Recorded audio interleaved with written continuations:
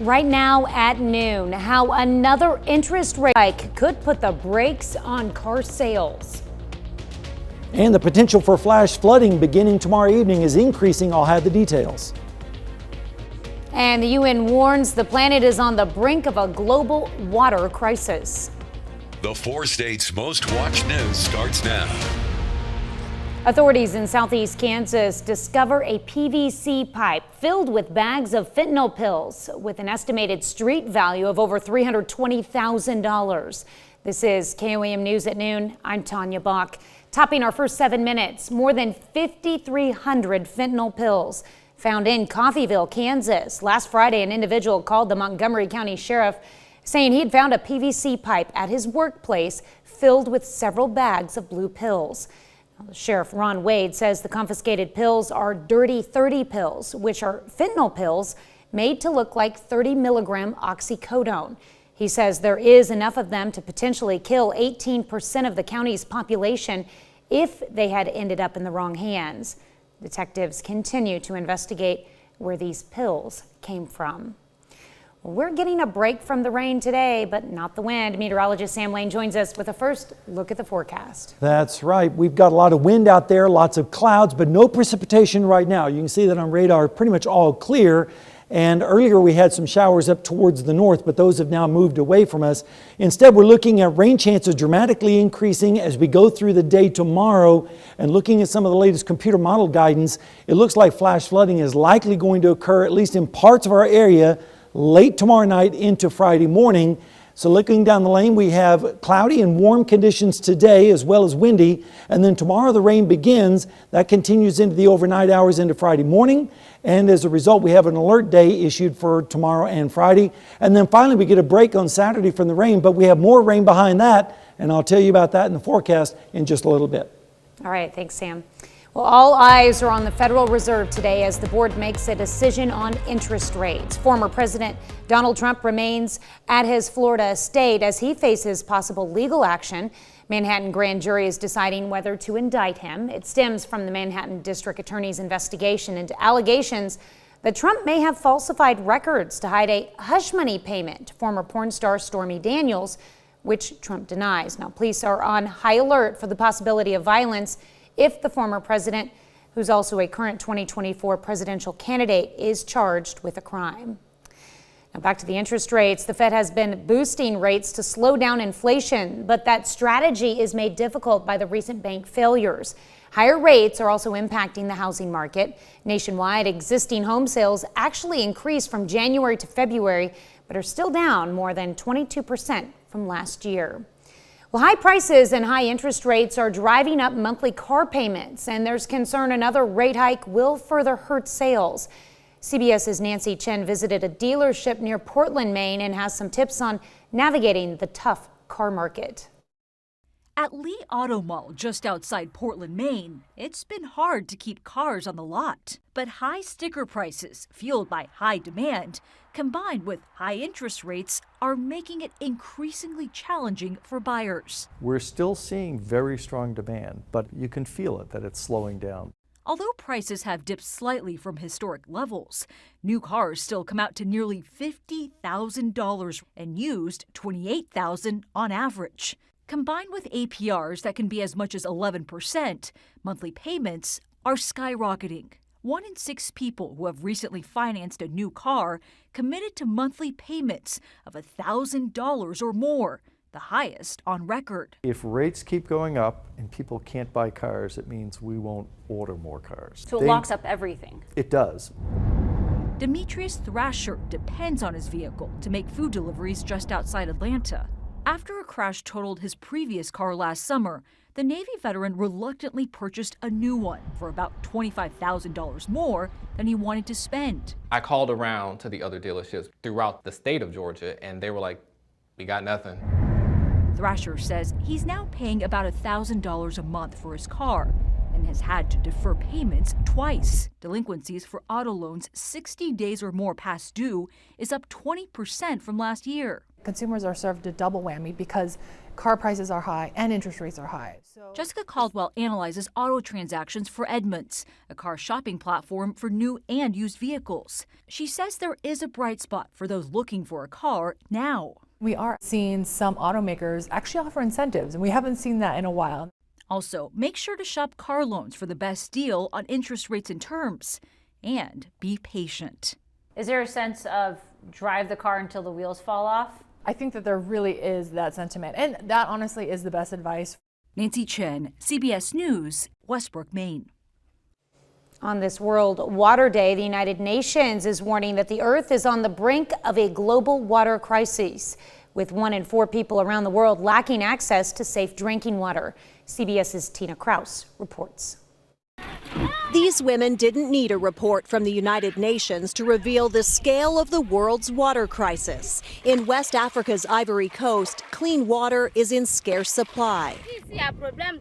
Martine Touré says they should do something about it. We've had no water in the house for over a year. Every day we have to come here to collect water, and we're tired of it. The UN says more than a quarter of the world's population cannot find safe drinking water and warns the number of people lacking access will double by 2050. 3.6 billion people, nearly half the population of the world, don't have access to safe sanitation services. Researchers say overconsumption and pollution are making the problem even worse. And since water treatment uses energy that's usually not renewable, that exacerbates the problem. So you're not only contributing to water scarcity when you use water at home, you're also contributing to greenhouse gases and to climate change. Pope Francis marked World Water Day with a message to the world, urging people to preserve it for future generations, saying water cannot be the object of waste or abuse. The UN had pledged to give everyone access to clean water and sanitation by 2030. But the Secretary General says this latest report shows the world is woefully off track. Tina Kraus, CBS News. Thousands of UN delegates are meeting in New York this week for the first major water summit in nearly 50 years. That's a look at today's top stories and weather in our first 7 minutes. Up next on KOAM News at noon, The Young and the Restless turns 50 years old. Many of the soap stars have been there from the start. We take a look back. And later we're making a simple shakshuka in the Mr. Food Test kitchen. Tomorrow, Daytime's #1 series, The Young and the Restless, kicks off its 50th anniversary with special episodes full of suspense, romance, and on-air celebrations. The iconic stars reflect on 5 decades of romance, rivalry, and timeless storylines in this inside look. Check it out. Take 1. 50 years of Young and the Restless. That's pretty amazing by any standards. I thought originally this is going to be the greatest summer gig of my life. You don't realize until maybe 9 or 10 years later, you think, oh my gosh, how long have I been here? It's more to come, you know. Oh, Victor, more surprises? What makes it a great show is the characters, the storylines that we've told. We try and tell stories that matter. I also love when the show has the opportunity to take a social position on something that's happening. This disease is done to me. These are rich, entertaining, relatable stories. I hate you! Stories that have carried on for half a century for a reason. My favorite scenes to do, bar none, are falling in love. I cannot imagine going through life without you. I think it's succeeded for all of these 50 years because, I mean, it all starts at the top. Bill Bell was such a genius. He had just this brilliant way of tying in characters. My dad was right. It takes time to form something so strong. It's so a part of American culture at this point. I'm no longer Christian Miller. I'm Victor Newman. I'm the Victor Newman. I think we have some of the best actors. Eric and Mel, and the names go on. It's a team effort here. It's a family. And I think that comes through the screen. This cast adores each other. It's true. I love you. I adore you. My God. So often people say, I watched this with my grandma, and you bond our family. It's just such a generational thing, and that's the overriding theme. When you're in people's homes, you can't help but be connected. The relationship that our show has with our fans is really why it's so successful. All those people that had reservations, they all changed their mind. There's something about this being the only medium where you can literally watch somebody for decades and grow along with them. It's enormously powerful. this medium. And the fact that we are so popular is indicative of the universality of what we do. So, very proud to have been part of this. Well, The Young and the Restless airs weekdays at 11:30 a.m. right here, or at 11 a.m., excuse me, right here on KOAM. Well, still to come on the KOAM News at noon, Mr. Food. Today, we're whipping up a dish that's simple to make, yet challenging to pronounce. I hope I get it right. And we're tracking heavy rainfall potential for tomorrow night into Friday. I'll have all the details when we come back.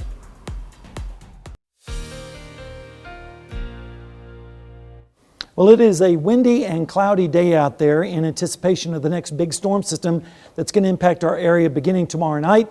And it looks like some flooding rains are going to be potentially around as well. Let's take a look outside right now at Seneca, Missouri. The Indigo Sky Casino and Resort. You can see as we put this in motion, the clouds starting this morning and has been with us pretty much all day. A few breaks here and there, but all in all, the clouds are remaining across our region and they're going to be there this afternoon. We'll see a little bit more sunshine as we go through the evening hours.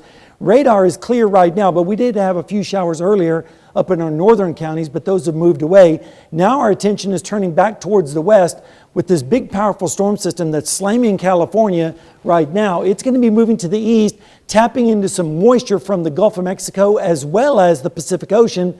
And those two things combining together is going to generate a swath of very heavy rain in parts of our area. Temperatures right now are in the upper 60s to around 70 degrees. Check out Neodesha, they're already 75. Wouldn't be surprised to see upper 70s out towards the west for highs today.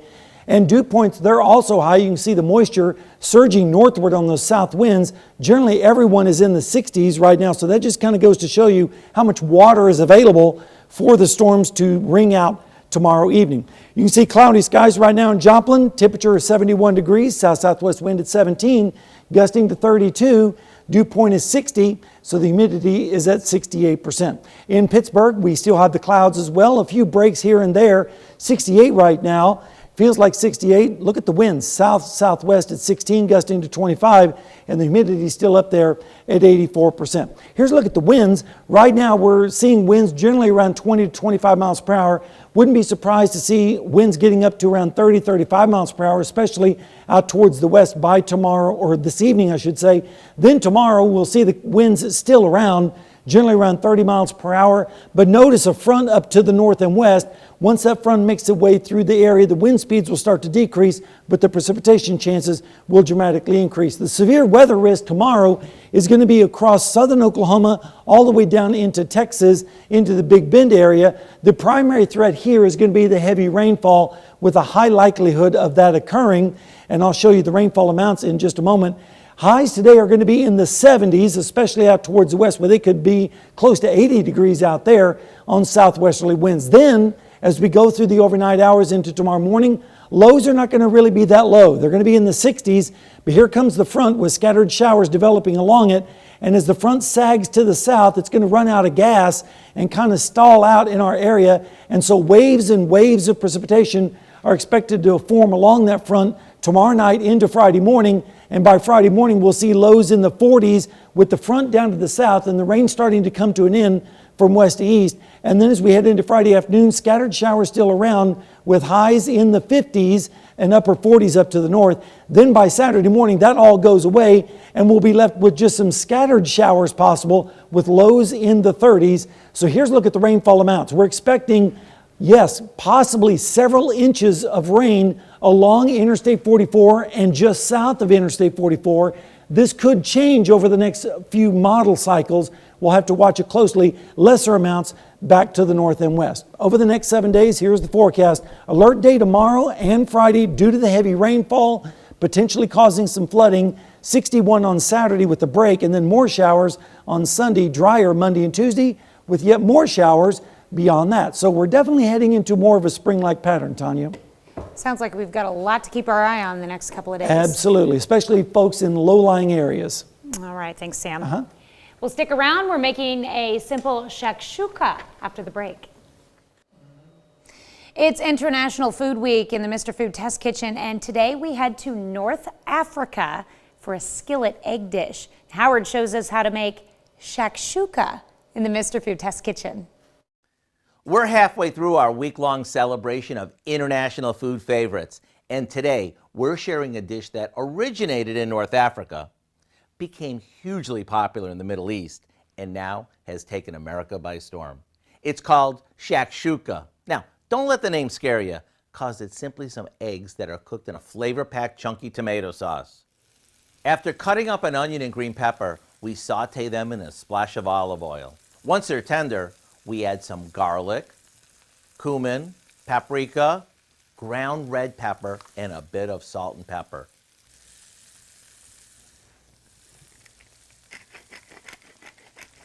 After it cooks for a minute or so, we add in a can of diced tomatoes and let it simmer until it thickens up. Once it does, we stir in some feta cheese and a bit of freshly chopped cilantro. At this point, all we have to do is give it a good stir and then make indentations in this thick stew-like sauce and crack an egg into each one. After this cooks for a few minutes, it's ready to top with more cilantro and some freshly ground pepper. You'll probably want to serve this with pita or crusty bread so you can sop up every last bit. To get the recipe for simple shakshuka, just visit our website. I'm Howard of the Mr. Food Test Kitchen, where today we found an internationally delicious way for you to say, ooh, it's so good.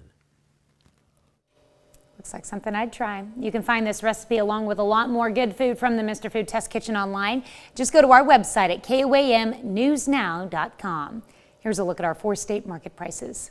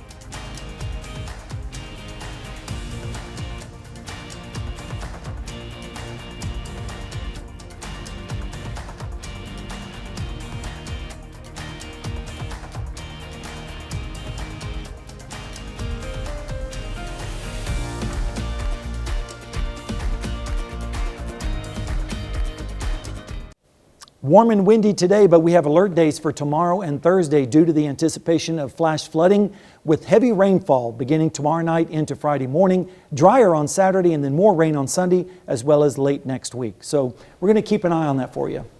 All right. Yeah, definitely a lot. What do we have coming up tonight at 5? Well, at 5, a new study touts the health benefits of a 4-day work week. We're going to take a look at that in Health Watch.